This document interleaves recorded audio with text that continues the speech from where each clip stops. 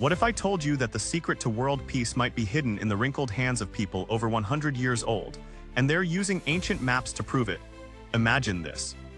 A 103-year-old woman carefully tracing fading lines on a century-old map, her experienced fingers following borders that no longer exist, boundaries that divided families for generations. This is actually happening right now in communities around the world.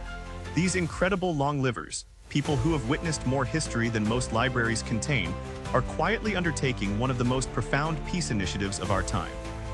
They're not just fixing old paper, they're mending the very fabric of our shared geography. See, these elders remember when these maps represented not just physical boundaries, but emotional ones.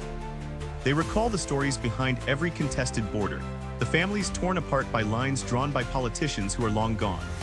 And now, armed with this living memory, they're collaborating with younger generations to create what they call peace paths, updated maps that acknowledge historical realities while pointing toward reconciliation.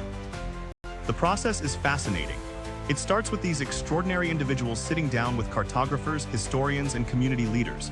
They share oral histories that never made it into official records, stories of shared wells that crossed property lines, ancient trade routes that connected enemies, and sacred sites that belong to everyone.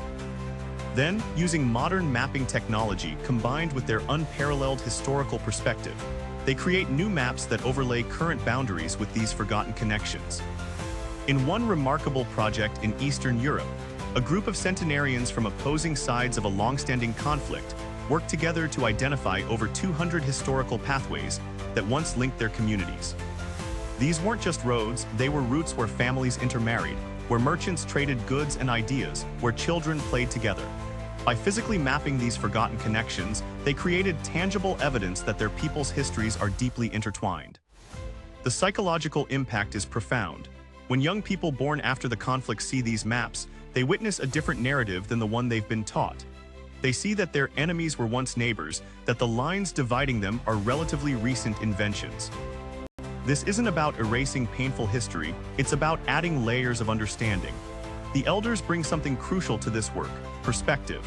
Having lived through multiple conflicts and reconciliations, they understand that today's impassable divides were yesterday's misunderstandings. They've seen borders shift, enemies become allies, and wounds slowly heal. Their long view allows them to see patterns that shorter-lived generations miss. One 107-year-old participant put it beautifully. "I've watched these lines on maps change more times than I can count. The only constant is that people need to connect. The maps that last are the ones that show how we're linked, not how we're separated." These mapping projects are popping up everywhere, from post-conflict regions in Africa to indigenous communities in the Americas to neighborhoods divided by gentrification.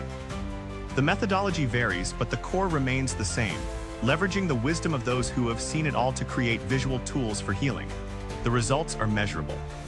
Communities using these mended maps report increased cross-border cooperation, revived cultural exchanges, and even economic partnerships that were unimaginable before.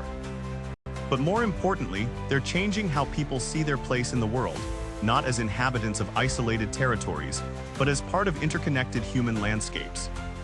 These long-livers are teaching us that peace isn't just the absence of conflict. It's the active work of remembering our shared humanity, of acknowledging our complicated past while charting a more connected future.